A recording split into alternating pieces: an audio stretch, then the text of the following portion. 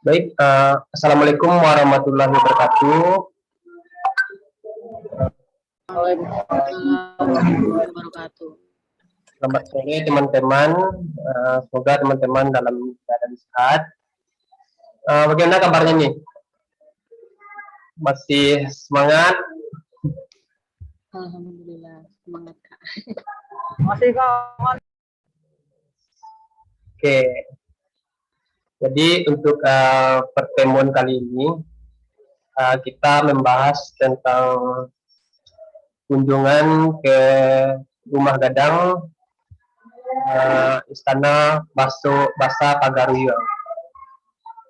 Baik, sebelumnya kita ucapkan puji syukur atas kepada Tuhan Maha Kuasa, di mana telah memberikan rahmat dan hidayah kepada kita semua, sehingga kita dapat bergabung lagi di pertemuan ketiga kita ini.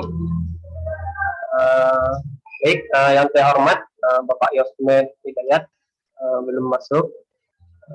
Jadi Bapak ini lagi ada kegiatan juga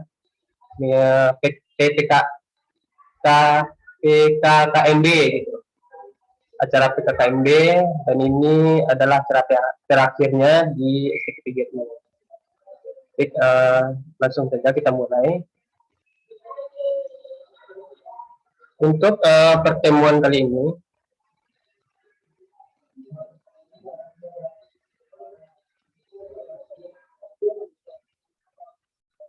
jadi untuk pertemuan kali ini, di mana tujuannya, di mana mahasiswa dapat mengetahui bentuk mengenal budaya Minangkabau dengan membangun kesepemahaman dalam kebinekaan ras, suku, bahasa, dan adat istiadatnya. Jadi di mana teman-teman melihat Rumah Gadang Istana Basa Pagaruyan ini adalah suatu peradaban Minangkabau ya, atau nilai-nilai yang terkandung dalam Minangkabau. Di situ banyak yang dimaknai oleh orang Minangkabau. Lalu untuk nanti akan ditampilkan sebuah video mengenai tampak bagaimana bentuk Istana Basa Pagaruyan tersebut, dan juga ada video review mengenai tur di Istana Pagaruyan tersebut. Oke, apakah semua sudah siap? Sudah Kak. Siap Pak. Ya. Mohon maaf Kak, di samping rumah saya ada kondangan, mohon izin. Oke. Baik, kita share ya.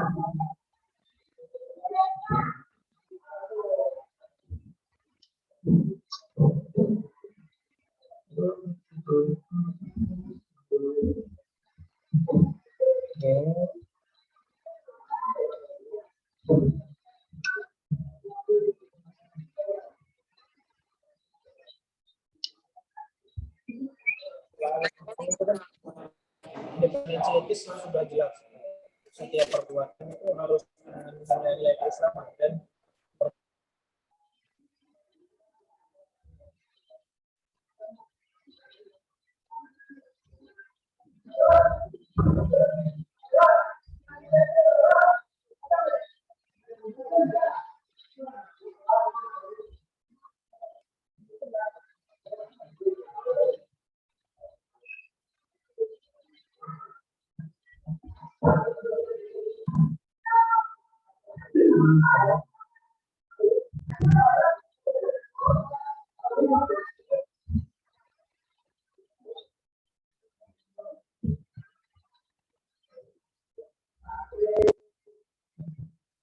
Jadi teman-teman silahkan amati dan pahami video tersebut. Oke.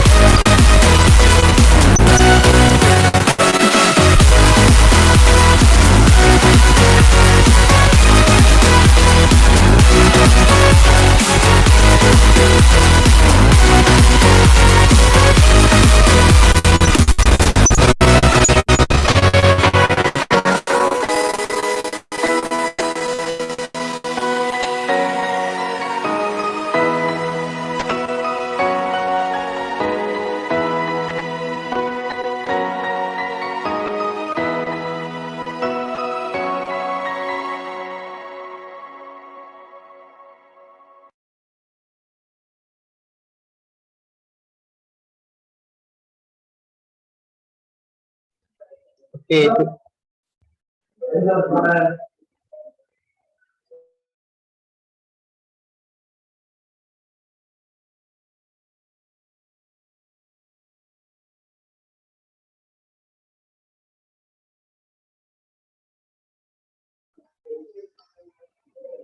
Baik ya, oke lah, itulah video tentang penampakan atau bentuk rumah gadang Istana Basa Pagoria. Di mana istana tersebut letaknya di Kabupaten Tanah Datar, tepatnya itu di Batu Sangkar. Mana daerah ini adalah daerah yang tua, maksudnya daerah tua atau daerah ke pusat kebudayaan Minangkabau. Baik, untuk video selanjutnya.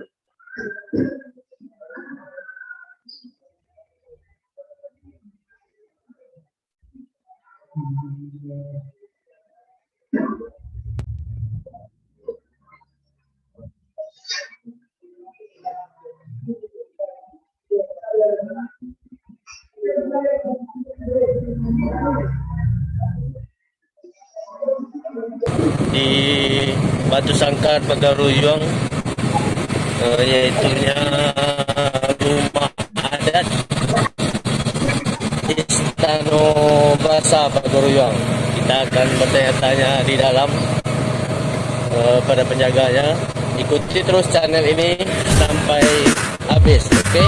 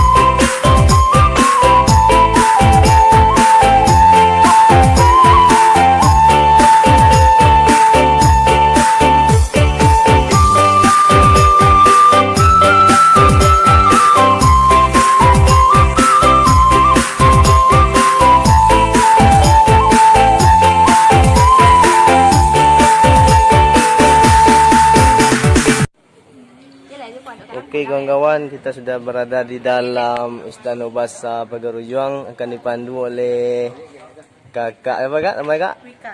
Kak Wika kawan-kawan. Kak Wika akan menjelaskan sejarah dan benda-benda apa yang ada dalam istana ini. Oke? Silakan kak, dijelaskan kak sedikit kak. Ya, baik. Pertama selamat datang kami ucapkan di Istana Bahasa Pagaruyung, di mana ini merupakan replika kedua dari bangunan asli yang dulunya itu dibangun tahun 1347. Di mana lokasinya itu dulu bukan berada di sini, tapi di balik bukit, namanya kawasan Bukit Batu Patah. Namun bangunan yang asli itu terbakar pada masa Perang Padri tahun 1830. Raja terakhir itu ditangkap sama orang Belanda dan diasingkan ke Batavia. Sedangkan istana dibakar. Pada saat itu berakhirlah kerajaan Pagaruyung, itu diperkirakan tahun 1830-an. Namun pada tahun 1976 itu dibangun kembali replika pertama, di mana lokasinya dulu itu nggak di belakang lagi, tapi udah dipindahkan ke depan. Iya, dipindahkan. 40 meter dari bangunan ini. Semenjak dibangun replika pertama itu juga sudah dialihfungsikan menjadi museum terbuka. Tapi sayang bangunan replika pertama itu terbakar kembali tahun 2007 kemarin. Itu disebabkan karena sembaran petir. Jadi kalau rumah gadang itu kan dia atapnya gonjong, runcing-runcing, itulah yang disembar petir jam 7 malam. Jam 10 malam semuanya sudah habis. Kalau untuk bangunan itu hampir 100% habis terbakar. Sedangkan benda koleksi itu hanya menyisakan 15%. Tapi kalau benda koleksi yang sekarang ini merupakan replika. Nggak ada lagi yang asli. Yang asli yang tersisa itu kita simpan di Suaka Purbakala, belum ditarik kembali ke sini. Kemudian alhamdulillah dengan sifat kegotong royongan orang Minang, sifat kebersamaan orang Minang, tahun 2008 itu dibangun kembali replika kedua. Selesainya 2013 menghabiskan bangunan waktu sekarang ini kak ya? Iya. Menghabiskan waktu lebih kurang itu 5 tahun dengan biaya yang dihabiskan lebih kurang 20 M.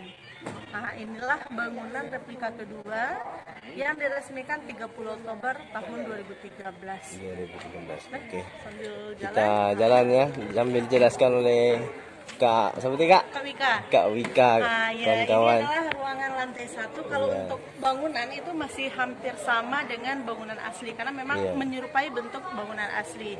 Ini merupakan lantai 1.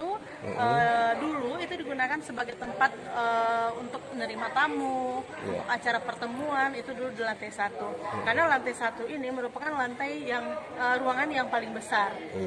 Karena kemakin ke atas itu ruangannya semakin kecil. Iya, mengerucut ya. Iya, mengerucut. Ini dia kawan-kawan lantai 1. Jelaskan oleh Kak Wika tadi. Ya, kita lanjut. Selain ruangan lepas, lantai 1 juga memiliki beberapa kamar. Di sini ada 9 kamar. 9 kamar ya Kak ya. Ya, kalau di ujung kanan itu tirainya warna hitam, itu kita sebut dengan Anjong Raja Babandel, itu tempat raja dan ratu dulunya.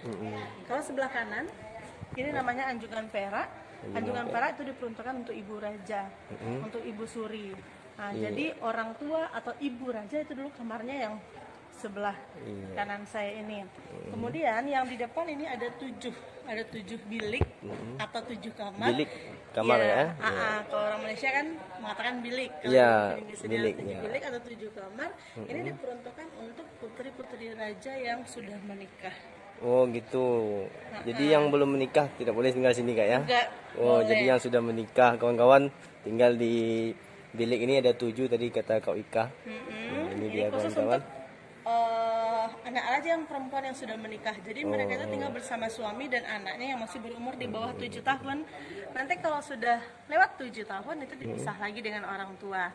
Bagi yang perempuan itu dipindahkan ke lantai 2 ke atas. Jadi lantai 2 itu khusus untuk kamar anak gadis. Nah, sedangkan laki-laki itu dipindahkan ke surau. Ke surau atau musola ya? Ya musola kawan-kawan. Karena di Minangkabau itu kan menggunakan sistem kekerabatan matrilineal. Laki-laki nggak ada dapat tempat di dalam rumah. Yang hanya dapat bagian kamar itu hanya perempuan saja. Laki-laki di atas umur 7 tahun itu silahkan keluar. Tinggal di surau, dididik di sana, dilatih di sana, diajarkan silat dan lain sebagainya. Nanti ketika sudah balik, sudah dewasa itu sudah diajarkan untuk pergi merantau. Oh iya. Ah, Oke kawan-kawan, cukup jelas penjelasan dari Kak Wika. Selanjutnya apa lagi kira-kira yang kemudian dijelaskan di sini Kak juga Wika? ada singgasana. Singgasana. Kerajaan. Cuman Yang itu Kak ya, yang merah. yang ini, yang tirai tinggi ini. Ini kawan-kawan. Ah. Nah, ini dia. Singgasana Raja. Singgasana, ya. Namun beda singgasana kerajaan Pagaruyung dengan yang lainnya. Iya. Singgasana di sini bukan ditempati sama raja, tapi yang duduk di sini adalah ibu raja. Oh, ibu raja, bukan rajanya Kak ya? Kesenian bukan raja, raja duduk di depan kamarnya aja. Misalkan suatu hari ada orang yang ketemu raja, maka izin dulu ke ibunya baru ketemu dengan raja. Meskipun gitu. raja memiliki kekuasaan tertinggi, tapi menghormati dan menghargai perempuan itu di Minangkabau sangat penting, sangat diperlukan gitu. Dan mengambil sebuah keputusan itu juga wanita ikut andil. Iya, melalui ibu raja dulu Kak ya? Iya. Oke. Ini beberapa peninggalan Peninggalan dari- yang sudah direplikakan, Ya. benda-benda koleksi. Kalau untuk pajangan benda koleksi itu hanya di lantai 1, lantai 2 kosong, lantai 3 kosong, jadi memang nggak ada lagi. Paling di atas itu hanya untuk melihat view gitu, atau foto-foto. Ini juga Kak ya, benda-benda yang di pinggir ini ya. Kemudian ini orang main ampe jin ya. Iya, ini Kak ya. Iya, ini patung menggambarkan sama seperti menteri raja. Iya. Orang-orang yang membantu raja dalam menjalankan pemerintahan. Kalau yang sebelah ujung itu warna merah, itu namanya dubalang.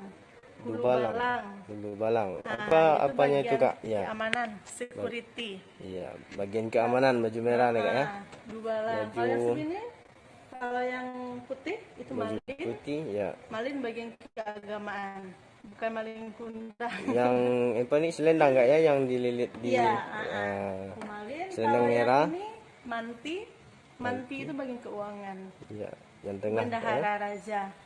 Sedangkan yang paling ujung itu Indomo. Indomo itu Indomo itu sekretarisnya raja. Oke. Nah, jadi inilah orang-orang yang membantu raja dalam menjalankan pemerintahannya. Kalau sekarang, kalau ini bagian polisian, Iya. TNI, gitu. Kalau yang ini MUI-nya, Iya. kalau yang ini bagian keuangan, Sekretaris raja. Oke. ya. Nah, kemudian ada satu lagi di masing-masing kamar atau di depan kamar itu ada sebuah benda itu disebut dengan dulang. Dulang. Nah, Yang ya, mana ini dulang ini Kak? boleh. Lebih dekat. Yang ini kita sebut dulang. Dulang. Itu seperti piring besar. Gunanya untuk apa nih Kak Wika? Kalau ini gunanya untuk makan. Makan. Nah, tempat makan keluarga raja. Jadi keluarga raja itu dia makan secara bersama-sama. Nah, itulah yang disebut dengan makan bajamba. Makan Jadi bajamba, satu ya. dulang ini bisa makan 3 atau maksimal 4 orang. Nah, seperti itu. Nanti dari istana yang masak di sana itu mengantarkan makanannya di sini. Jadi seluruhnya itu makan. Nah, Seluruhnya keluarga raja makan sini Kak ya. makan ya, tapi di depan kamarnya masing-masing secara bersamaan. Oh, Karena gitu. memang nggak ada ruang makan khusus, nggak ada meja makan khusus untuk raja, nggak ada. Raja pun makan di depan kamarnya. Iya. Ini kamar putrinya tadi kawan-kawan, putri raja yang sudah menikah. Ke dalam nggak boleh masuk sih, cuman ya, Ya. replika. Oke, kita lihat di sana, di sini aja kawan-kawan, dibatasi oleh tali Kak ya, enggak boleh kata Kak Wika. Nggak boleh Iya. masuk. Oke, lanjut lagi Kak Wika. Kita Lihat kamarnya raja. boleh Kak? Kita lihat kamar Raja Basah ya Kak Wika ya. Kak Wika ya. Kalau raja Baso. terakhir itu namanya Sultan Alam Bagagar Shah. Oh, Sultan. Raja Alam. Raja Alam. Oke kawan-kawan, kita lihat kamarnya Raja Alam.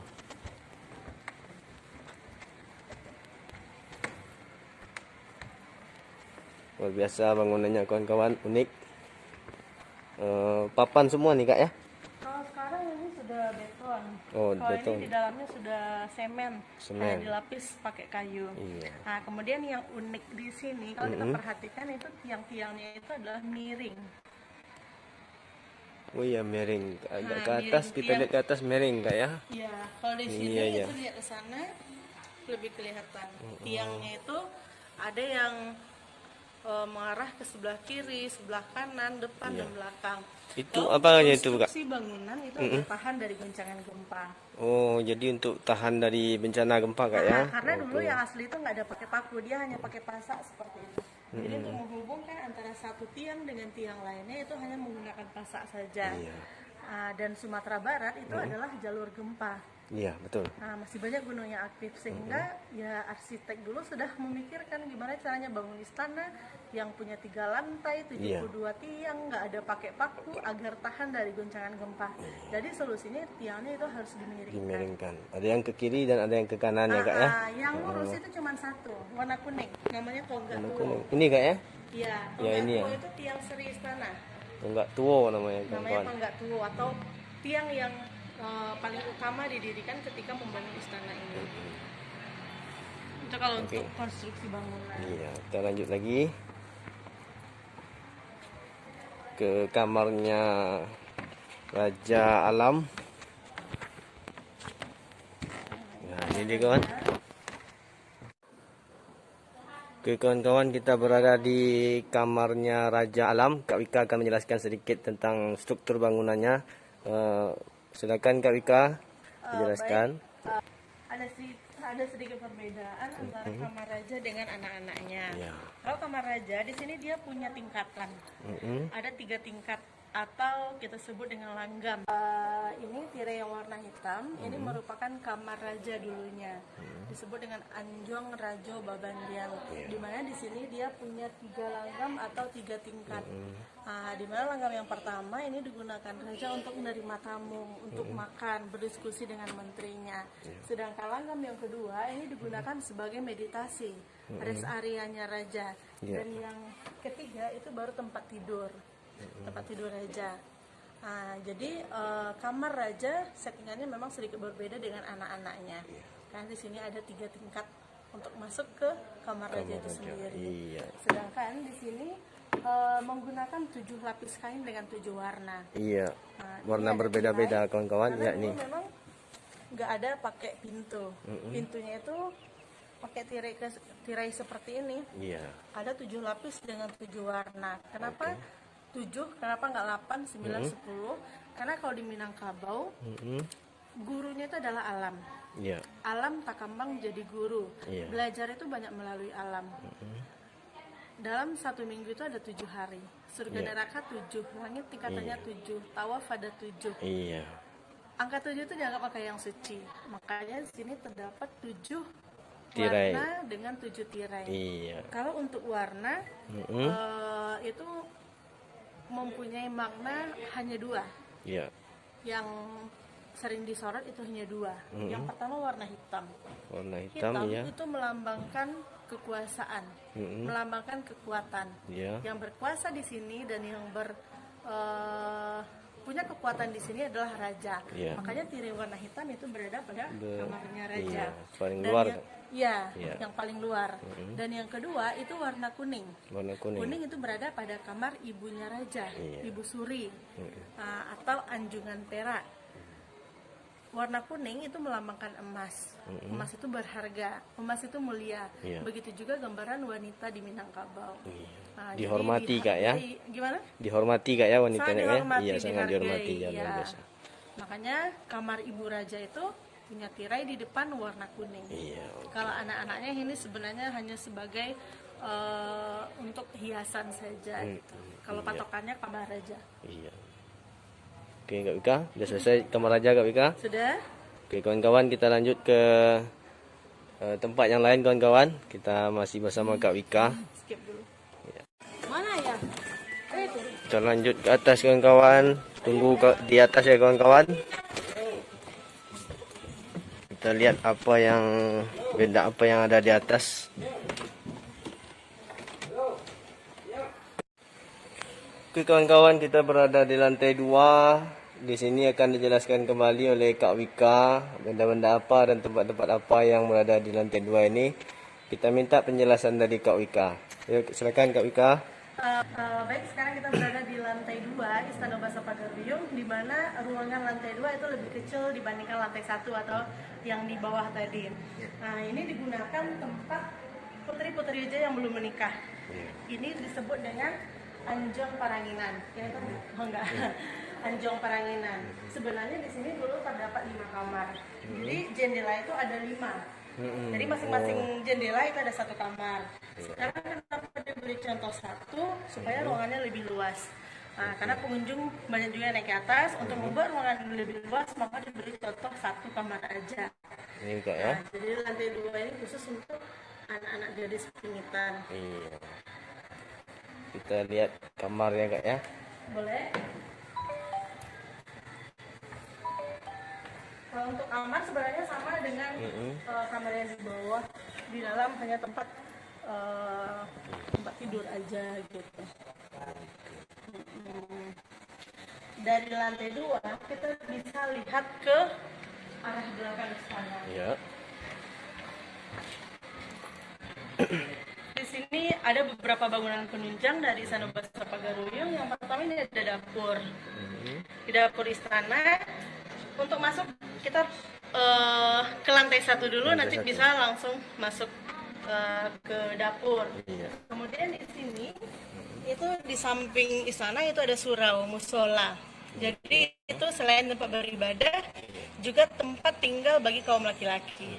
Yang warna merah Kak ya. Yang Iya, ini, iya, yang ada tingkat itu tingkat 2. tingkat 2 kawan-kawan. Nah, Iya. bagian di belakang itu ada 2 bangunan lagi, itu disebut dengan balerong.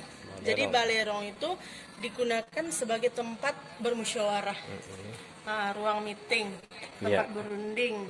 Nah, itu menggunakan balerong. Di mana di balik bukit ini itu dulu posisi awal Istana Bahasa Pagaruyung. Iya. Nah, jadi di situ dulu lokasi aslinya yang dibangun tahun 1347 itu. Iya. Nah, kalau untuk ke sana itu lewat perkampungan lain, karena dari sini gitu. memang nggak bisa. Iya. Tempatnya itu memang tinggi dulu di atas bukit. Nah, Di sana Kak kita lihat ada jenjang 1000 Kak ya. Boleh jelaskan sedikit Kak? itu ada di atas ada tulisannya Pagaruyung. Sebenarnya itu hanya untuk melihat view. Iya. Kalau kita naik ke atas itu menggunakan 1001 anak tangga. Nah, dari atas sana kita bisa melihat view kota Batu Sangkar. Tapi nggak banyak orang yang sanggup naik ke atas. Nah, itu hanya untuk melihat view. Iya. Di depan sana itu masih ada lagi 1 bangunan penunjang. Itu namanya rangkiang. Rangkiang. Atau padi. Tempat menyimpan padi. Yang mana itu Kak? Yang di depan. Tuh bangunan. Oh, itu Itu Kak ya. tempat menyimpan padi atau rangkiang. Padi yang selesai dipanen disimpan di sana Kak ya? Iya. Iya, oke. Mungkin itu lantai 2. Lanjut lantai 3. Oke kawan-kawan, itu penjelasan dari Kak Wika lantai 2 dan kita akan lanjut ke lantai ketiga.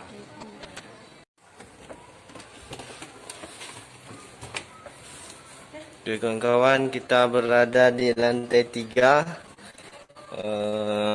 Di sini akan dijelaskan kembali oleh Kak Wika bagian-bagiannya. Baik, ini merupakan lantai 3. Ruangannya kecil, hanya berjarak antara 1 tiang dengan 1 tiang lainnya. Ini disebut dengan mahligai. Di mana mahligai ini dulu digunakan sebagai tempat menyimpan harta pusaka raja. Jadi seperti mahkota, pedang, tombak, keris itu dulu disimpan dalam lantai 3. Tapi sekarang udah nggak ada lagi karena sudah habis terbakar tahun 2007. Dulu tempat penyimpanannya di dalam peti ini. Ini disebut dengan aluang bunian atau peti khusus untuk menyimpan harta pusaka raja. Kalau ini replikanya aja.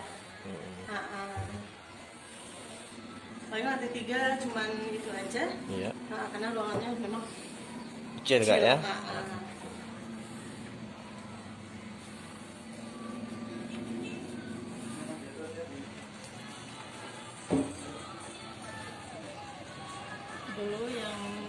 pertama itu dekat pohon kelapa itu. Yang ini Kak. Dekat pohon kelapa. Dekat tangga pertama itu. Pindah ke sini 2007, 2008, 2007. 2007. Ya. Oke kawan-kawan, kita lanjut ke dapurnya rumah istana Raja Basa ya. Istana Basa Pagaruyung. Istana Basa Pagaruyung. Oke kawan-kawan, kita lihat dapurnya seperti apa. Kita lanjut ke bawah. Oke kawan-kawan, kita lanjut ke dapurnya Istana Raja Basa. Baik, sekarang kita menuju dapur istana. Sebenarnya dapur ini dia terpisah dengan bangunan utama, tapi dihubungkan dengan sebuah jembatan. Ini disebut dengan selasar. Iya.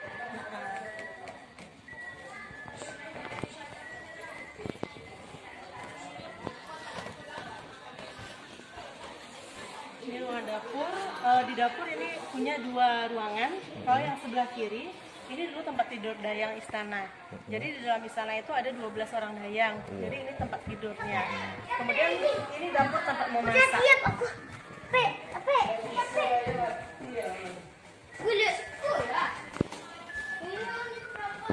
Ini merupakan dapur istana Basa Pagaruyung. Sekarang alat-alat dapurnya itu serba tradisional meskipun sudah replika.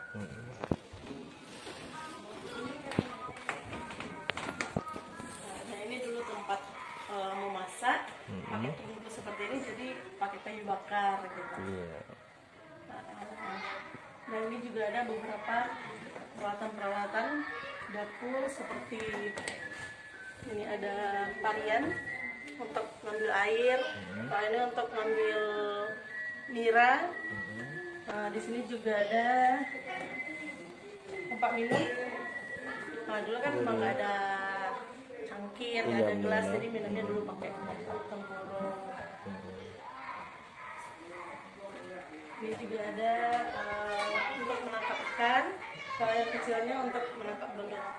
Oh iya. Beda-beda Kak ya.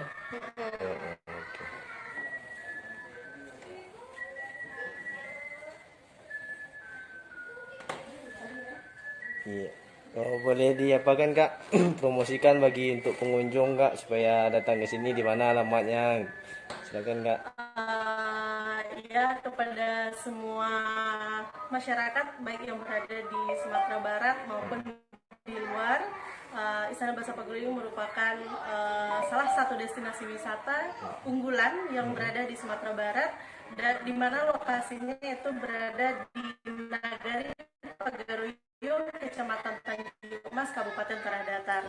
Jadi kepada teman-teman semuanya yang ingin berkunjung ke Sumatera Barat, jangan lupa mampir ke Istana Basa Pagaruyung.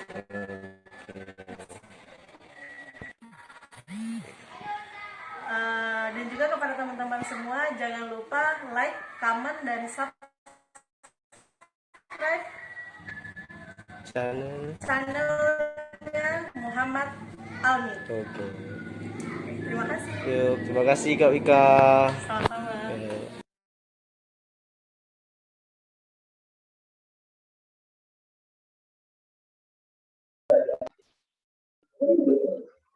Baik, jadi itulah video atau tur virtual mengenai Istana Basa Pagaruyung.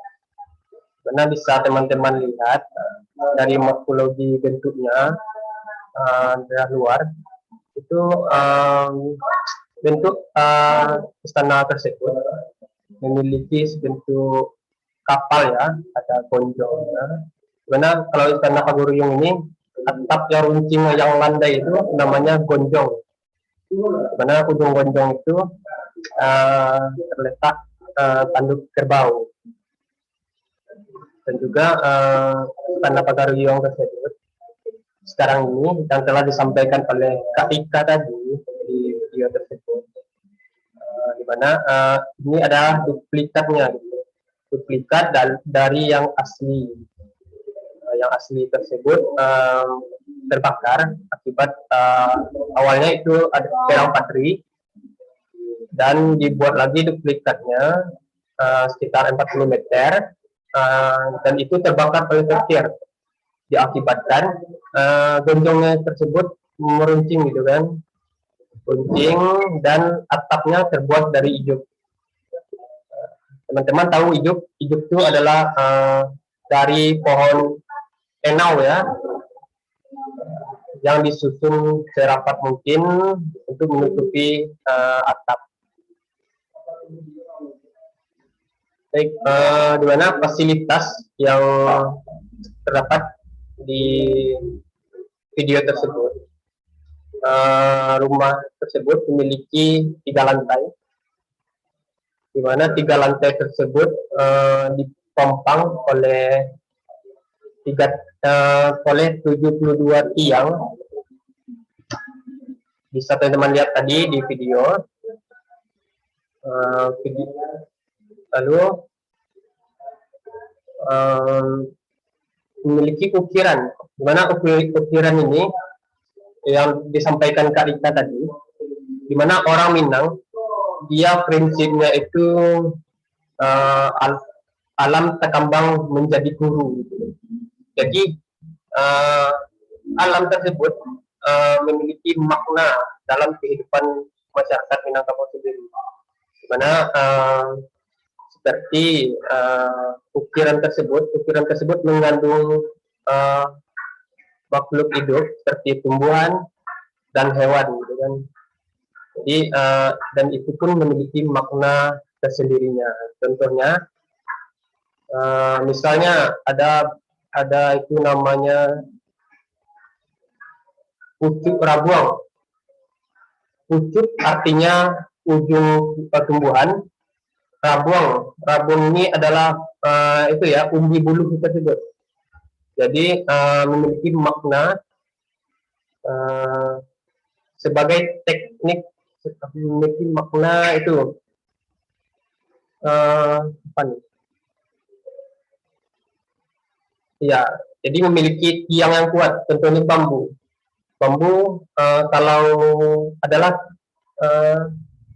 benda yang sangat kuat.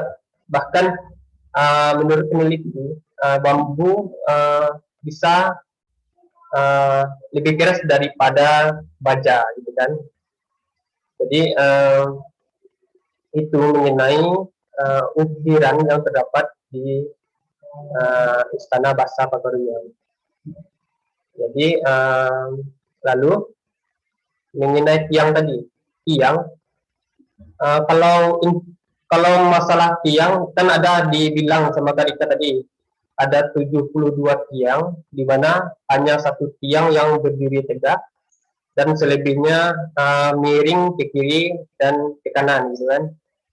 Itu memiliki filosofi di mana Sumatera Barat sendirinya itu adalah daerah yang memiliki jalur gunung api yang sangat banyak, gitu kan. Jadi sangat rawan oleh gempa bumi. Bahkan tahun 2009 Kota Padang diguncang. Dan dulunya di daerah Agam itu memiliki gempa yang sangat dahsyat, yang berbentuk seperti luha. Luha itu adalah seperti tanah yang jatuh. Bisa teman-teman setting, misalnya di Ngarai Siano itu akibat aktivitas tektonik di Sumatera Barat. Jadi akibat oleh tiang yang miring, orang dulunya itu bisa menahan gempa bumi. Dan juga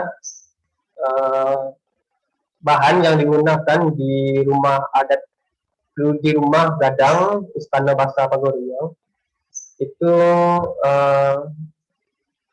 terbuat dari kayu yang memiliki kualitas tinggi seperti kayu surian dan kayu mahoni dan sebagainya.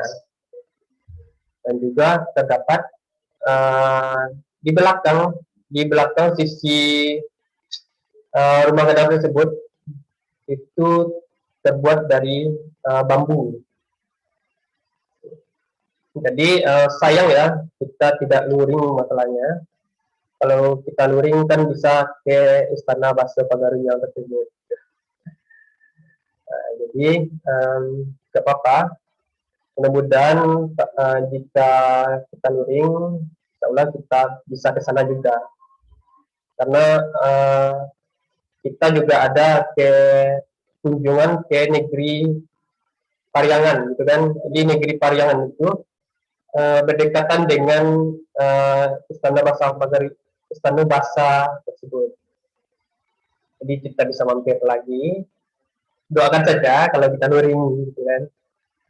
Oke, dan lalu disampaikan tadi kan melihat dari dalam rekonstruksi bangunannya. Itu di lantai 1 itu ada 7 kamar dan 1 ruangan raja. Jadi dari 7 kamar tersebut itu hanya boleh dihuni atau diisi oleh gadis Minang yang telah menikah. Karena di Minang sendiri itu memiliki apa namanya itu istilah matrilineal, gitu kan. Jadi garis keturunannya menurut ibu sendiri. Jadi kalau misalnya kita menikah, gitu kan, orang Minang itu pulangnya itu bukan ke rumah laki-laki, itu pulangnya ke rumah perempuan dia tinggal. Dan suku itu menurut ke ibu, bukan ke ayah. Misalnya saya nih, suku saya Sikumbang, bapak saya Caniago dan ibu saya Sikumbang, otomatis saya Sikumbang, itu kan sukunya. Jadi menurut istilah tersebut matrilineal. Kalau teman-teman kalau di daerah Jawa kan itu menurut garis keturunan ayah kan, sama di Medan juga ayah. Misalnya marganya Simanjuntak, pasti yang laki-laki memiliki marga Simanjuntak juga kalau ayahnya. Oke, jadi di lantai 1 tersebut dihuni oleh Bundo Kanduang atau perempuan yang telah menikah. Sedangkan rajanya itu, raja terakhir itu adalah Sultan Basa, nggak salah, yang disampaikan oleh Kak Ita tadi. Di mana istri dari raja tersebut adalah seorang yang sangat dihargai. Karena itu orang Minang sangat menjunjung tinggi atas perempuan, gitu kan, kehormatan perempuan. Jadi perempuan itu sangat dijunjung tinggi. Baik, untuk laki-laki, misalnya ada rajanya memiliki anak laki-laki. Anak laki-laki tersebut jika umurnya telah balik, misalnya umur 7 tahun, dia tidak dikenankan tinggal di istana tersebut. Jadi yang laki-laki itu tinggalnya di surau, gitu kan. Surau itu kalau bahasa Indonesianya adalah musola atau masjid. Jadi di surau itu dia menuntut ilmu, misalnya membaca Al-Quran, basile, atau marandai, gitu kan. Jadi kalau dia sudah mampu untuk mandiri, itu laki-laki Minang, dia dianjurkan untuk merantau. Jadi itulah kenapa orang Minang memiliki budaya merantau tersebut. Oke, baik. Jadi dari istana tersebut bisa kita lihat di lantai 2-nya. Lalu di lantai 2-nya tersebut adalah suatu lantai yang ditinggalkan yang ditempatkan oleh anak perempuan juga, tetapi anak perempuan ini yang belum menikah, dia ditempatkan ke lantai tersebut untuk tempat tinggalnya. Dan lalu apa lagi? Dan lalu filosofinya mengenai apa namanya itu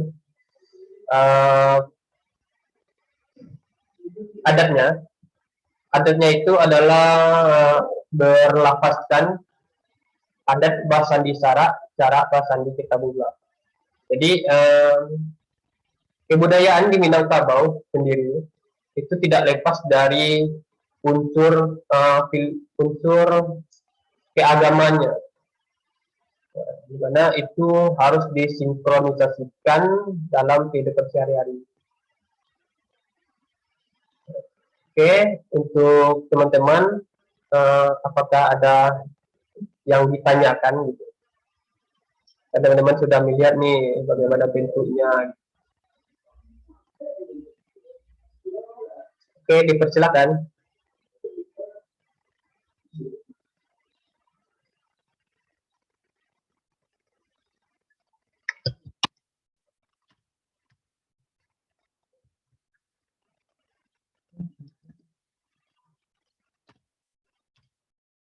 Halo teman-teman.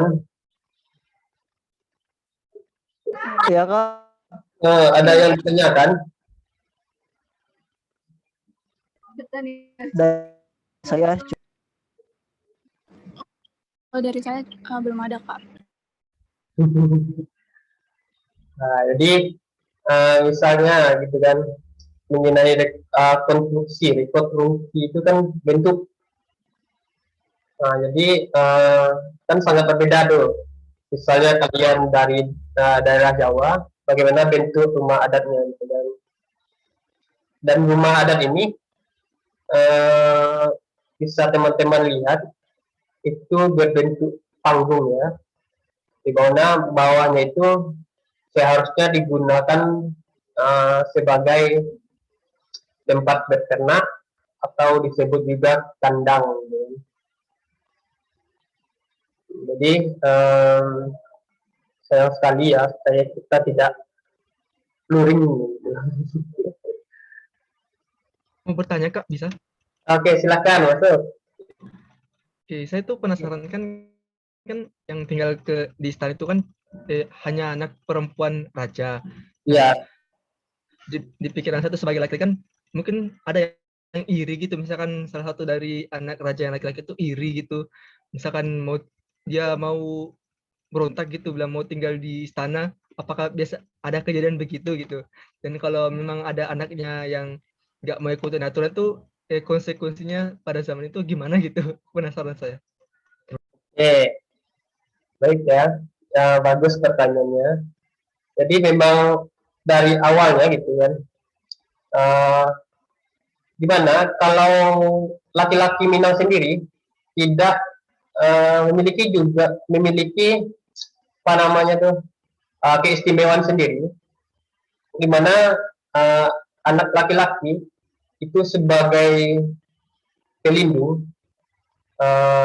Misalnya saya laki-laki memiliki anak dari sepupu saya itu adalah perempuan, dan itu juga disebut sebagai ponakan.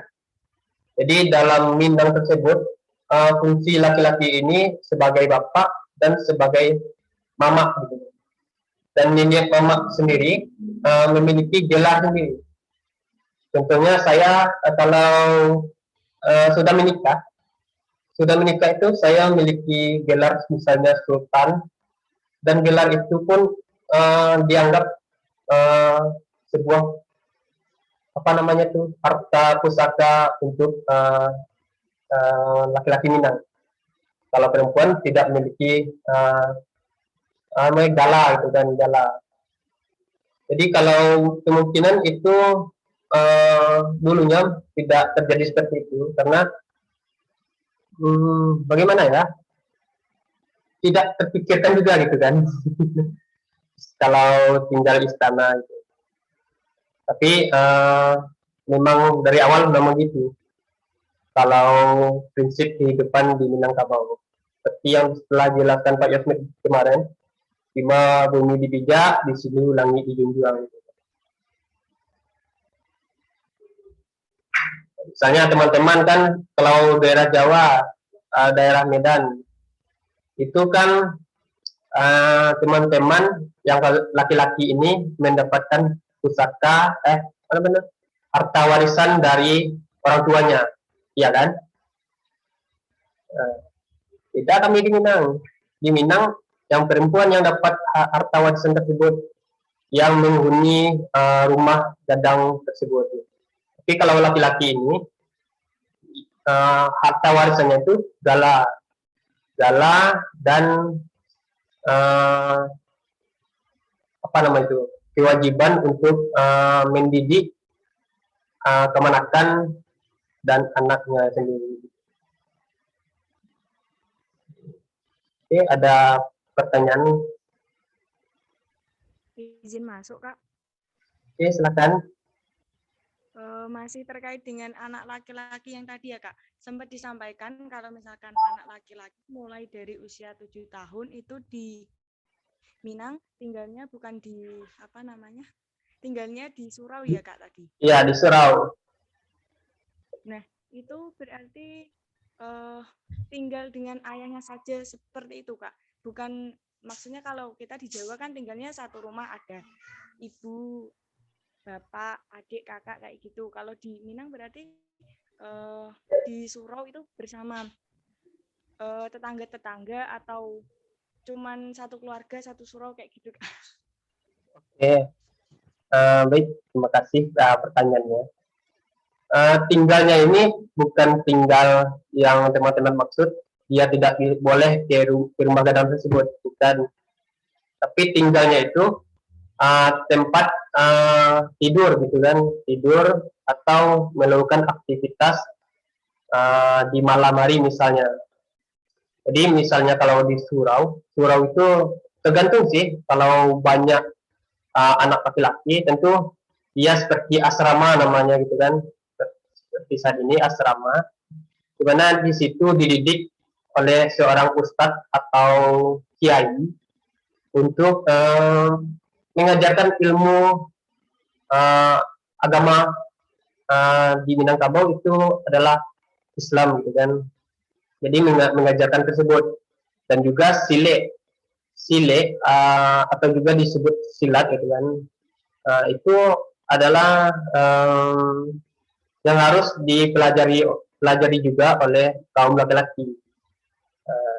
Jadi misalnya dia merantau, itu kalau tiba di negeri orang gitu kan, kalau kita tidak bisa menjaga diri, karena itulah gunanya mempelajari sile, karena kaum laki-laki dianjurkan untuk merantau. Tapi untuk saat ini sendiri, hal tersebut tidak sangat kecil kemungkinan yang bisa kita amati lagi, karena akibat perkembangan zaman gitu kan. Karena itu tergantung orangnya lagi. Saya aja dulu di waktu kecil, di belakang rumah ada surau sekitar 100 meteran, dimana kalau kami setiap malam minggu pasti tidur di sana gitu. Tapi sekarang ini tidak lagi, karena itulah perkembangan zaman gitu kan. Ya, bagaimana? Sudah, Kak, terima kasih. Bisa dikerasin suaranya? Sudah, Kak, cukup. Terima Oke. kasih. Baik, ada pertanyaan lagi? Izin bertanya, Kak. Oke, masuk, Zulfa. Mengenai surau tadi kan katanya anak laki-laki itu tidurnya atau tinggalnya itu di surau ya. Surau itu kan musola kurang lebih.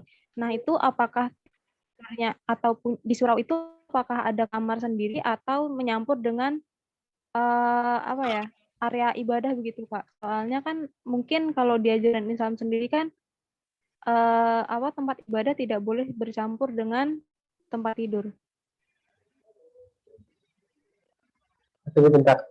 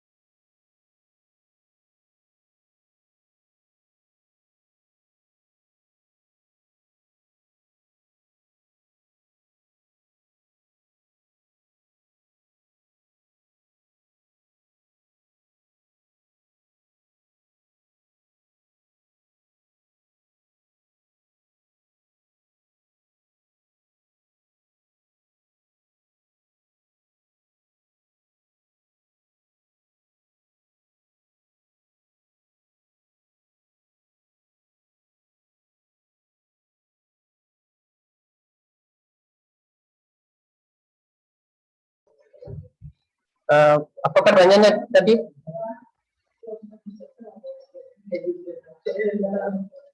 Halo?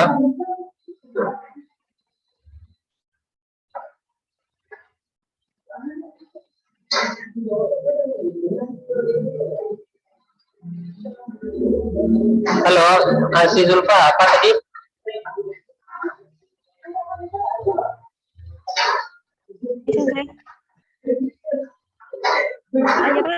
Gimana?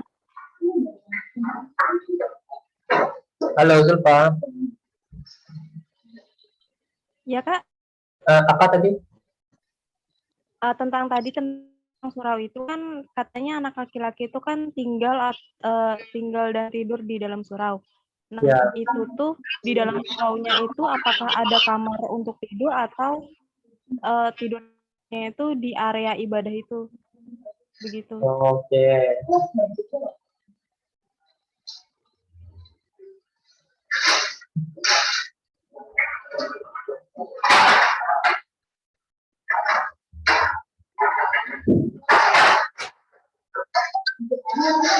Jadi mengenai ya kaum laki-laki yang tinggal di surau tersebut, di mana tergantung suraunya lagi atau tergantung tempat musalanya lagi. Jika ada kamar, tentu di kamar tersebut kaum laki-laki ini untuk tidur gitu kan. Tapi kalau sekarang ini kebanyakan ada sih kamar, tapi sekarang ini digunakan untuk garim gitu kan, garim atau ustadz yang mengurus surau tersebut. Jadi di Minang sendiri itu kalau masalah pendidikan keagamannya itu sangatlah ketat gitu kan. Misalnya dia belajar mengaji di siang hari hingga isya. Setelah isya tersebut anak laki-laki ini melakukan sebuah pelatihan atau silat, baik silat ataupun tari dan andai gitu kan, dan memainkan musik. Dan itu lebih kurang hingga apa namanya itu penghujung malam. Dan lalu penghujung malam itu kan kalau ibadahnya kan ada juga itu sholat di sepertiga malam atau sholat tahajud gitu kan. Misalnya dia bangunnya jam 3 siang. Dan itu pun berdekatan dengan subuh dan tidak dianjurkan lagi untuk tidur.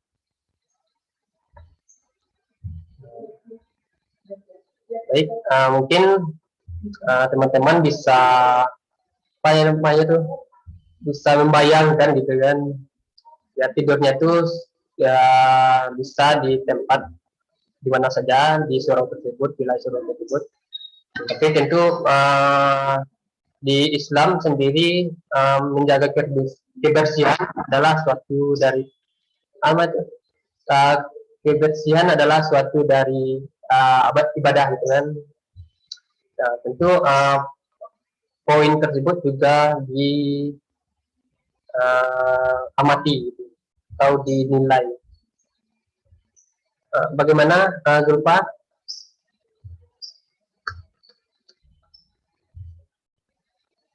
Oke ya. Untuk topik kita, kan topik kita itu adalah kunjungan ke museum ke Rumah Gadang Istana Basa Pagaruya. Jadi untuk pertanyaannya mengenai bangunan tersebut lah gitu. Bagaimana filosofinya gitu kan? Kenapa? Halo. Izin ya. Ya, masuk. Aku penasaran sama itu ukirannya. Terus itu kan kayak di tembok pinggiran itu kan kayak ada ada lapisan gitu. Itu apa itu? Di tembok mana? Gimana? Tembok yang mana? Yang di pinggiran itu kayak ada sedikit emas-emasnya gitu. Oh. Nah, jadi kalau nggak salah, kalau tergantung sih, kalau rumah gadang ya. Misalnya di Minang tersebut memiliki rumah gadang bermacam-macam gitu kan. Ada yang gonjongnya 4, ada yang gonjongnya 6, ada gonjongnya 11, dan ada juga atapnya tidak ijuk tetapi menggunakan seng. Itu disebut dengan rumah gajah maharam, rumah gadang gajah maharam. Itu terletak di Solok Selatan, tepatnya itu di 1000 Rumah Gadang. Itu juga masuk planning kita untuk pertemuan kebinekaan. Jadi kalau masalah ukiran tersebut terbuat dari kayu yang memiliki kualitas tinggi, misalnya kayu surian. Maknanya itu kan saya bilang tadi mengenai kehidupan atau sosialnya masyarakat Minangkabau, di mana alam terkambang menjadi guru.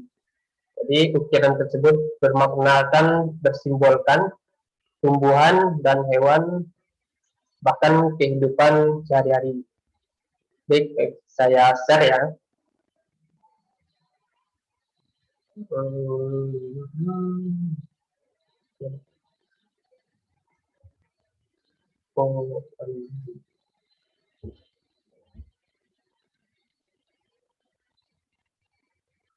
Bagaimana bisa dilihat PDF-nya?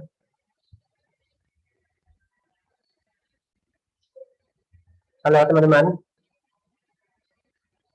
Bisa Kak. Bisa. Oke, mengenai ornamen atau ukiran. Di sini nggak salah ada 25 ukiran.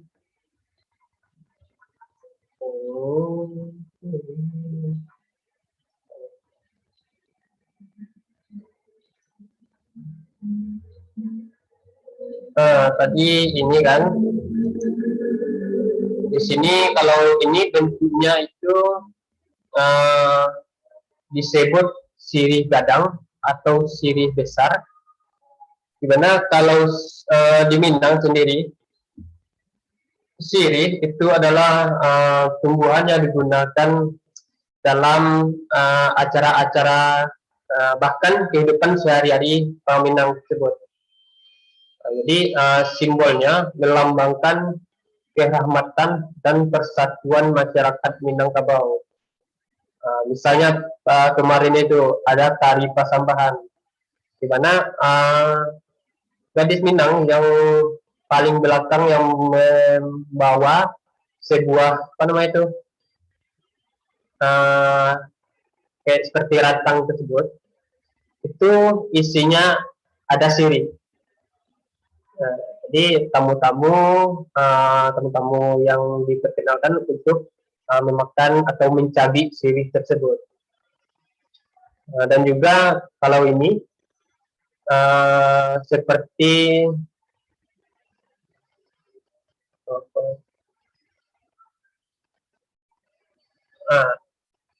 kalau ini namanya si lumut hanyuit gitu kan.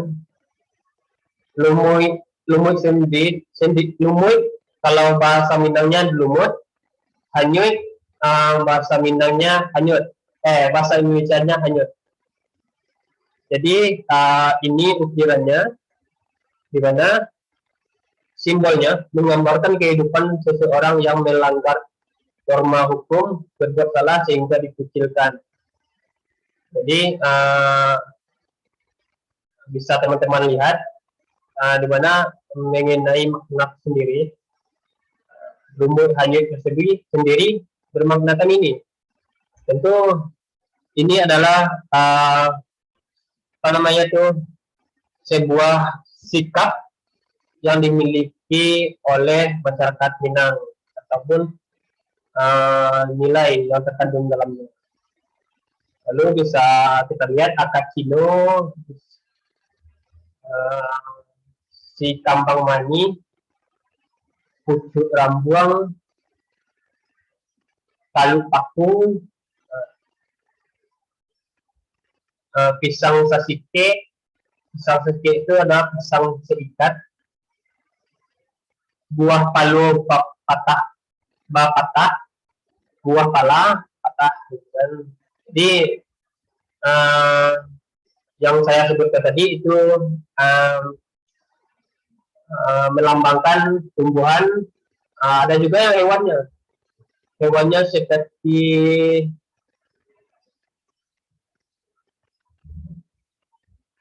kita lihat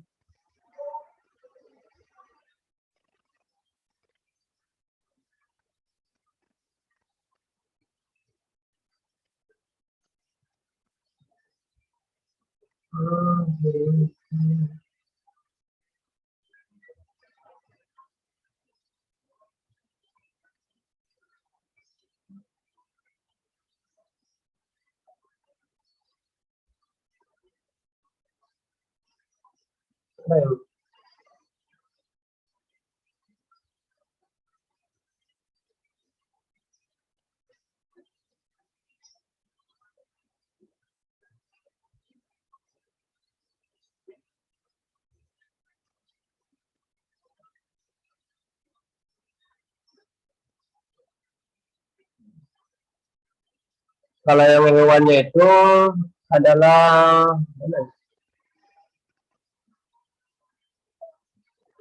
hewan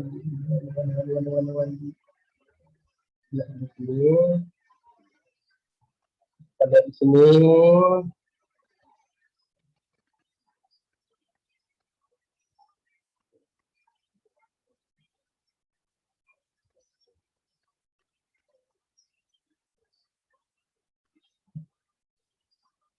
Nah, ini kan ada nih nama-nama corak ukiran Minangkabau yang saya sampaikan tadi.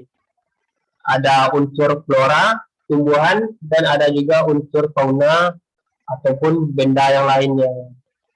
Kalau unsur faunanya itu seperti alang babega, badamudi. Bada itu seperti apa namanya tuh, ikan teri, gajah badorong, Badorong, Harimau Dalam, Pangkok, Itik, Kijang, Balari. Nah, dan itu pun memiliki makna tersendiri.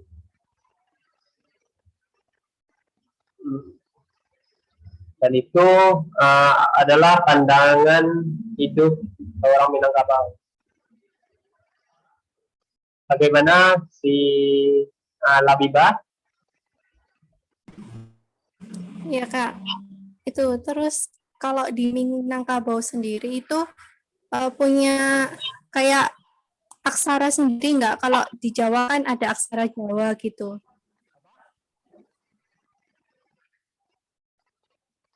Apa? Kalau di Minangkabau Ya, itu kayak punya aksara sendiri nggak? Kalau di Jawa kan ada aksara Jawa. Nah, itu kalau di Minangkabau itu ada nggak? tulisan gitu kan? Aksara. Ya, Tulisan. tulisan zaman dulu. Oke.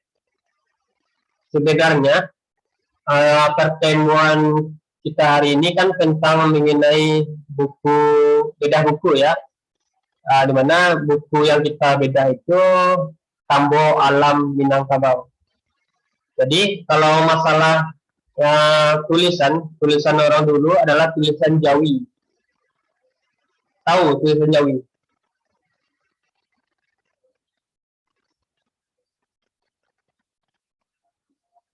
Tulisan Jawi itu seperti tulisan Arab yang tidak memiliki harakat, gitu kan? Itu namanya tulisan Jawi. Nah, dimana kalau di Tambo tersebut tulisannya memang itu tulisan Arab yang tidak bertasjid.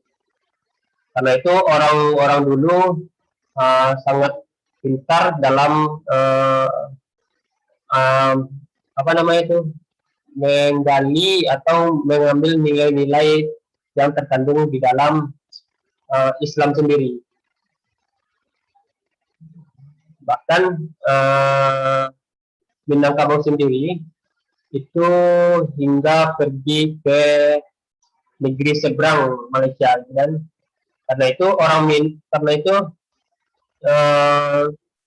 Minangkabau sama Malaysia itu tidak beda tipis. Nah, gitu.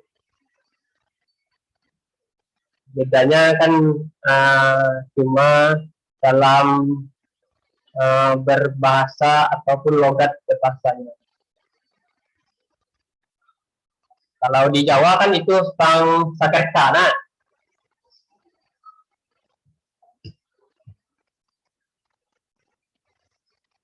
Bagaimana Labibah?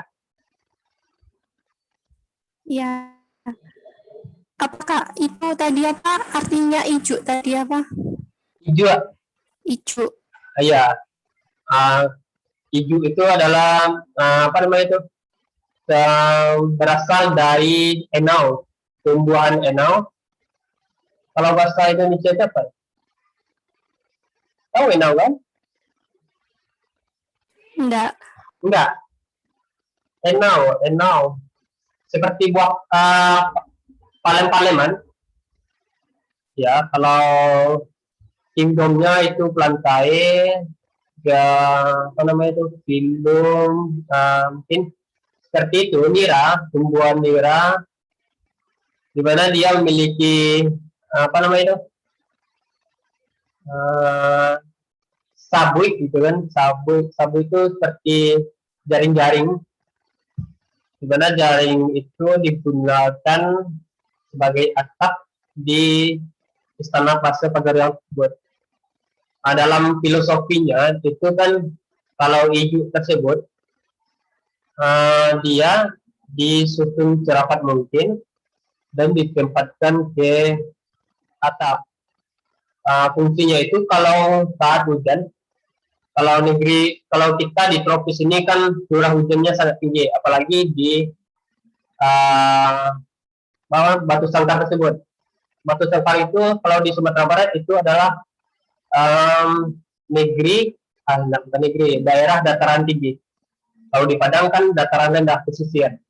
Kalau di sana adalah pergunungan, perbukitan, memiliki curah yang sangat lebat Ada itu kalau pakai, kalau kita gunakan ijuk tersebut,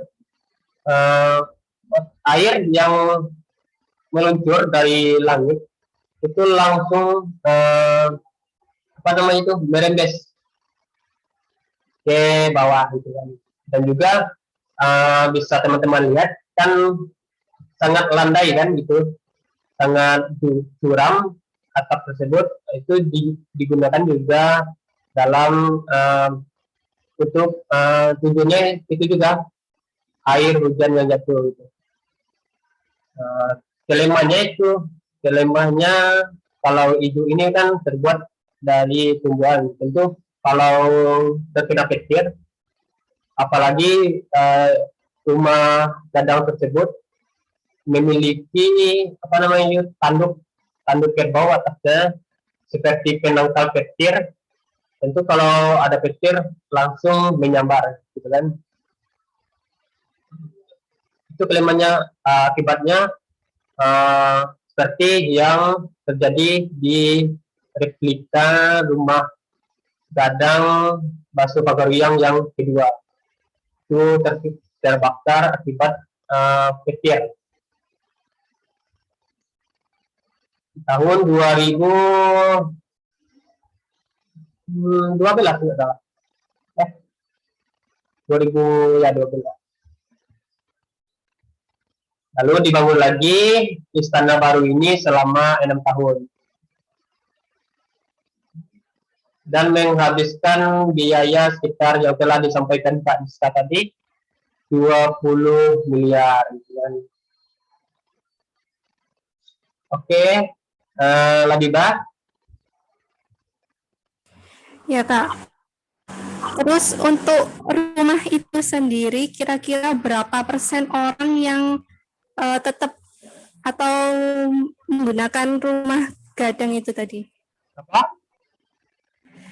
Kira-kira itu kalau di Sumatera Barat itu berapa persen orang yang pakai rumah kayak modelnya itu kayak gitu? Apakah masih banyak gitu?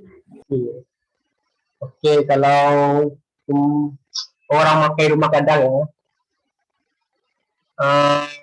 misalnya itu di daerah yang saya disampaikan tadi, daerah-daerah Dare itu, tahu Dare? Enggak.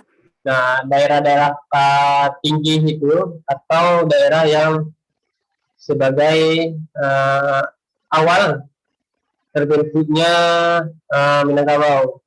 Di sana ada 3 luha tanah datar, luha 50 kota, dan Bukit Tinggi, Agam, kan? Jadi kalau selain Padang, kalau di Padang sih, kalau masalah rumah gadang sendiri itu banyak digunakan oleh bangunan-bangunan yang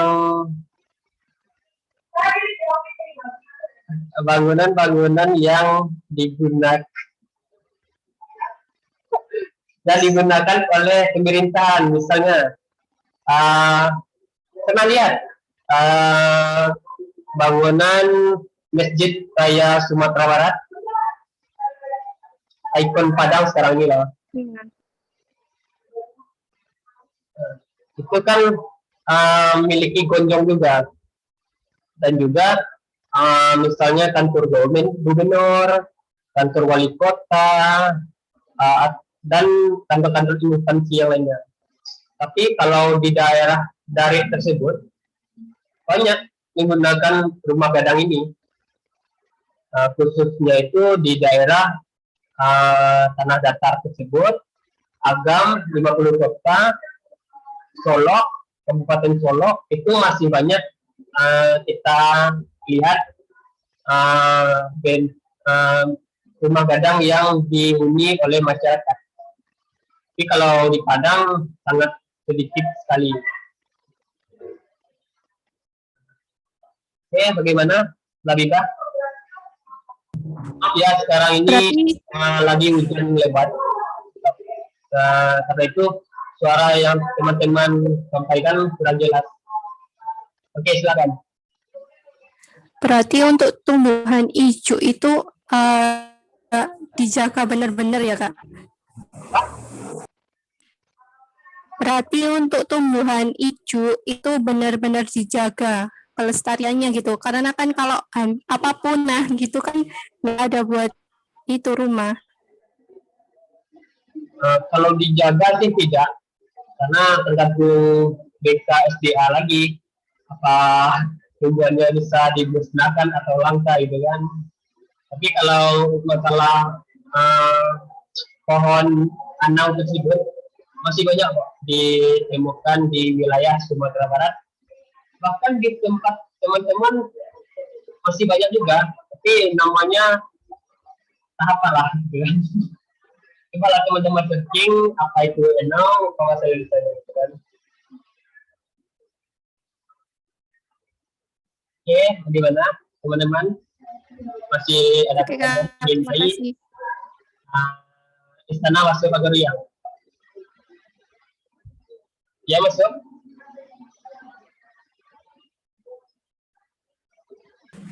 Iya, terima kasih, Kak.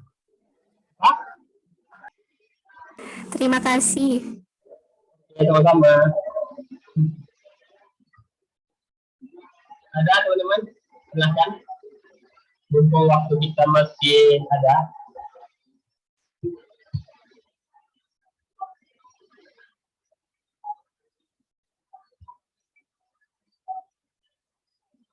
Ada. Oh iya, untuk sepadanya sudah bisa dibuka.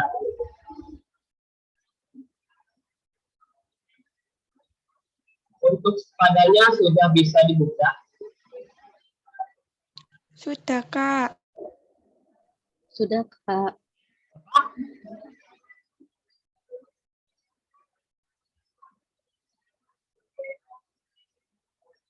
Enggak terdengaran.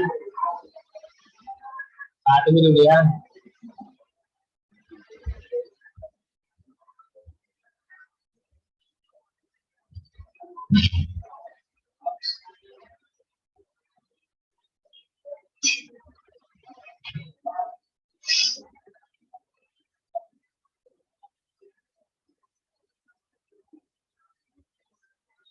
Oke, silakan si Rita.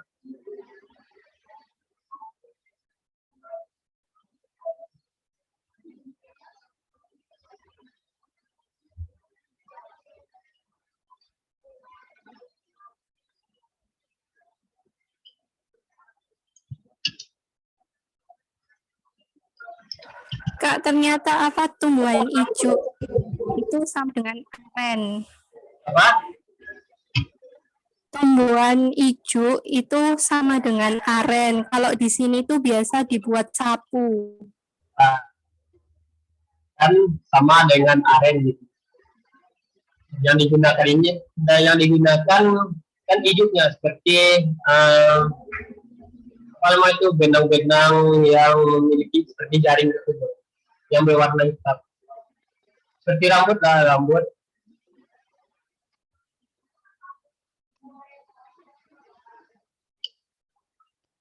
Sapu hijau WKWK.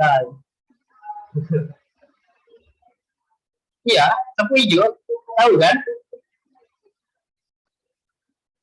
Tahu kan, Luis? Nah, itu yang digunakan untuk atap istana besar tersebut. Yang sapu yang berwarna hitam itu. Oke, ada lagi teman-teman? Benar, kalau berarti kalau pakai sapu kayak gitu ya, kan bisa aja kalau kena angin itu kan terbang gitu. Terus dikasih apa biar nggak terbang? Oh, ya. Tentunya kalau itu menggunakan ikatan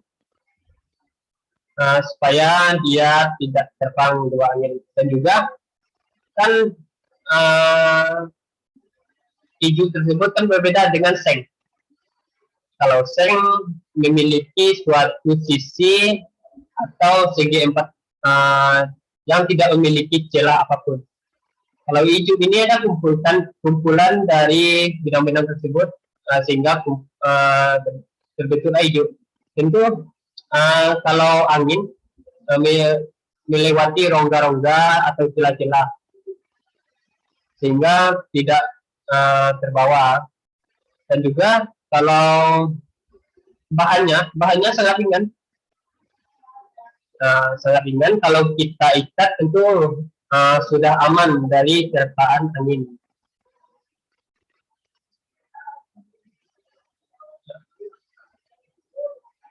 Dan juga kalau rumah badang tersebut kan memiliki banyak jendela. Banyak jendela tersebut digunakan untuk sebagai ventilasi angin juga. Karena terbuat dari kayu dan semuanya kayu. Oke, bagaimana? Ya Kak, itu Kak ada tanya lagi. Padang ada tanya lagi, boleh? Boleh. Kan kalau di Padang itu kan terkenal dengan rendangnya. Lah, rendang kan berhubungan sama daging. Kalau zaman dahulu itu masaknya itu pakai tungku gitu atau beda gitu. Terus kan kalau daging itu kan harus ngerebusnya kan harus lama. Itu ada teknik tersendiri atau gimana?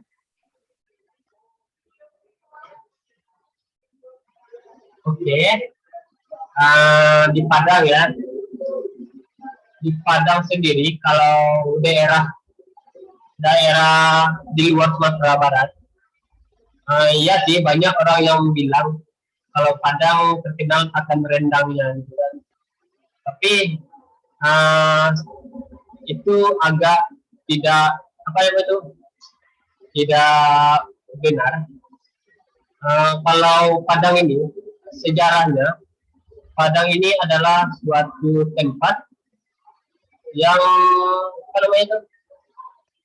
yang dibuka setelah Luhak dan Tigo tersebut. Kalau asal rendang tersebut dari Luhak dan Tigo tersebut, Luhak Tanah Datar, Luhak Agam, Luhak 50 Kota. Dan sekarang ini yang terkenal tersebut di Payakumbuh. Payakumbuh sebagai terkenal akan rendang. Kalau di Minang, kalau di Padang itu Kota Bengkuang. Jadi kalau teman-teman cari Bengkuang banyak di sini. Karena itu Padang ini disebut Kota Bengkuang. Kalau masalah tekniknya, kalau orang dulu bahkan sekarang menggunakan tungku. Karena kalau menggunakan tungku tentu kita menggunakan kayu yang apinya itu sangat bagus untuk dimasak, beda dengan gas yang banyak dipakai orang. Jadi misalnya kalau di Minangkabau atau Sumatera Barat yang menggunakan tungku itu kebanyakan sekarang ini seperti membuat masakan yang sangat banyak, misalnya rendang. Rendang kalau dimasak banyak itu menggunakan tungku. Seperti kita barale. Tahu barale? Enggak. Hah? Barale itu adalah suatu pesta yang setelah kita menikah. Kondangan, itu kan? Apa namanya? Pesta pernikahan gitu kan? Itu namanya barale. Jadi setiap orang Sumatera Barat, barale itu pasti membuat hidangan rendang. Jadi kalau masalah cara memasaknya saya kurang paham juga. Karena tidak hobi memasak ya. Bisa teman-teman lihat saja di YouTube. Tapi kalau dagingnya, kalau orang dulu menggunakan daging kerbau. Tapi sekarang ini kan banyak beralihan menggunakan daging sapi. Oke, bagaimana Labiba? Ya Kak, terima kasih. Oke. ya email ke Padang atau ke Sumatera Barat kalau mau belajar membuat rendang gitu kan. Oke, ada lagi?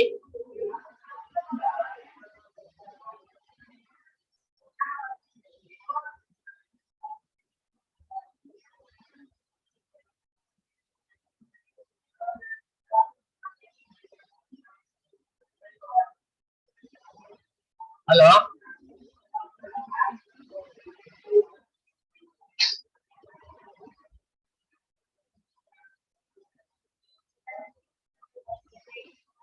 Kalau itu ya, apa lagi itu?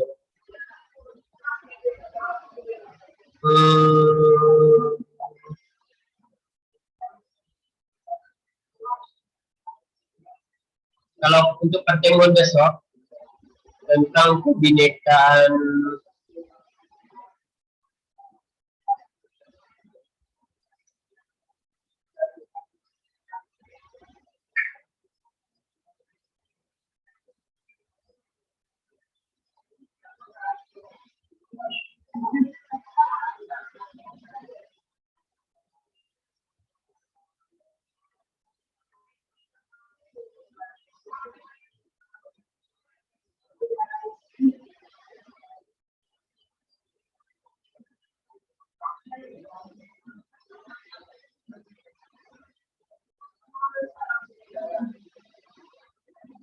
baik untuk pertemuan besoknya, kita review dulu ya modul kita. Sekarang ini kan kita berada di modul 3 kan, kebinekaan 3 tunjuk istana. Jadi kalau buku Tambo ini adalah Bu Zulfa. Bu Zulfa ini terkendala karena dia pergi ke luar kota. Akibatnya kita menaikkan istana Basa Beriang. Dan Ibu Zulfa ini adalah sejarawan dan dosen sejarah dari STK TGRI Sumatera Barat. Jadi kalau untuk besok kita tentang tentang beda buku. Jadi untuk teman-teman silakan cari atau mempelajari Tambo Alam Minangkabau. Itu sudah banyak di share atau artikel-artikel di Google. Bisa teman-teman lihat. Untuk kebinekaan lainnya kita ada juga apa namanya itu mengunjungi komunitas tarian komporer Sumatera Barat, dan juga ini presentasi gitu kan.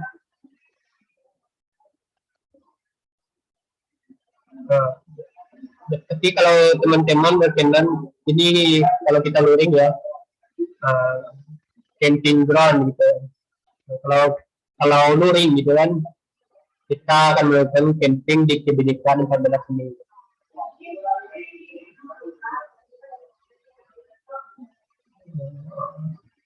Oke, ada pertanyaan?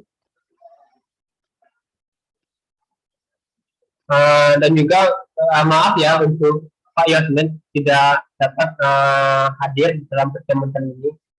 Yang telah sampaikan tadi, dan juga sudah saya hubungi, kata Bapak itu maaf sekali kepada teman-teman, dan juga meminta saya untuk meneruskan.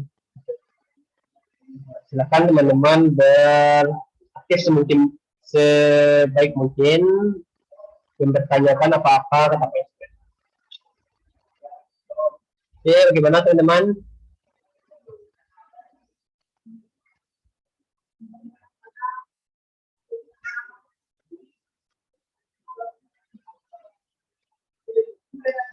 Ada kemungkinan untuk luring nggak sih, Kak? Kemungkinan untuk luring. Tadi kata Wali Kota Padang, kan saya menghadiri acara pelantikan ya. kata wali kota itu, sebenarnya COVID di Sumatera Barat ini, khususnya di Padang ya, itu sangatlah minim. Bahkan tingkat kesembuhan sangat tinggi. Lantas kenapa kita masih di level 4 gitu kan? Jadi kata wali kota tersebut, dia bilang ini karena vaksinasi yang sangat kurang gitu kan. Ya, sangat kurang, karena itu programnya tadi meningkatkan vaksinasi dan membawa ke Padang ini ke level 2. Mungkin ada kemungkinan kita luring. Tapi doakan saja bagaimana dari pihak sepadanya lagi, kan? Pihak panitia ataupun yang mengurus kita. Kalau saya sih maunya gitu, luring, kan? Susah loh. Saya Pak Yosmed bergadang membuat modul gitu kan, mencari waktu seperti ini gitu. Inginnya liburan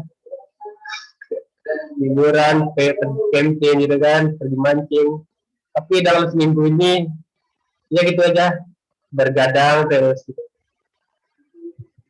Oke, bagaimana teman-teman, ada pertanyaan? Maaf ya curhat.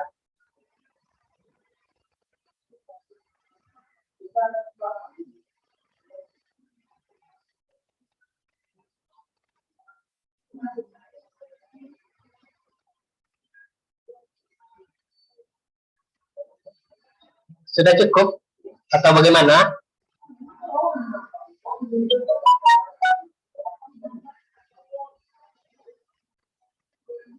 Halo.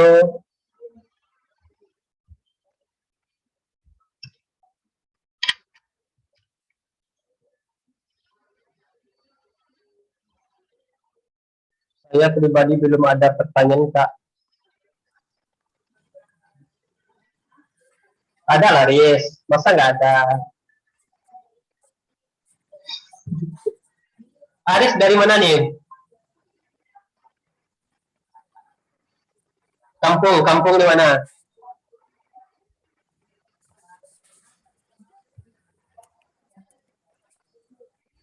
Halo, Riz. Makassar. Makassar itu Jawa Tengah ya? Itu Sulawesi Selatan. Sulawesi? Sulawesi. Ya. Sulawesi Selatan. Itu waktu Indonesia Barat atau waktu Indonesia Tengah? Waktu Indonesia Tengah. Di situ jam berapa sekarang? Ini udah mau jam 6, udah maghrib, udah bunyi masjidnya. Ya, di sini baru jam 4.53. Cuma sudah gila juga lah. Masalah waktu itu agak apa gimana, bingung gitu Kak. Misalkan ada deadline jam kan gitu kan, pusing ini deadline-nya waktu WIB, nanti malah terlambat di sini gitu, jadi panik. Ada kendala gitu biasa. Diana lagi riet di Lima juga kan, karena ada waktu Indonesia Timur, Wita, Barat gitu kan. Kalau Sumatera ini masuknya wilayah waktu Indonesia Barat. Jadi nggak apa-apa, Riz, semangat Riz. Kalau enggak, terbangnya lah ke Padang, pergi kos gitu kan. Tapi pribadi ya.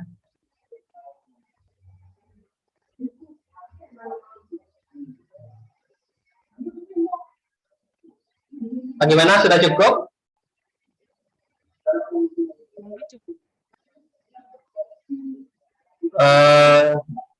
Tolong teman-teman aktifin kameranya, kita ambil dokumentasi.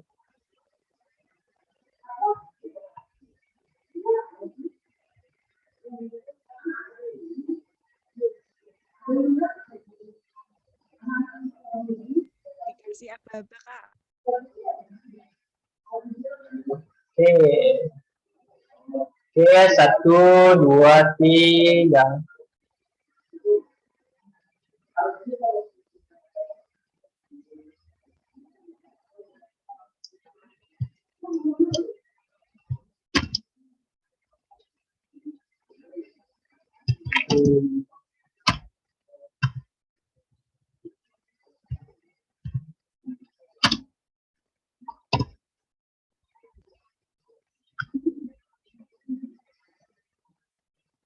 Oke, mungkin sampai di situ dulu pertemuan kita mengenai kunjungan ke Istana Bahasa Pagaruyang. Itu suatu peradaban di Minangkabau sendiri.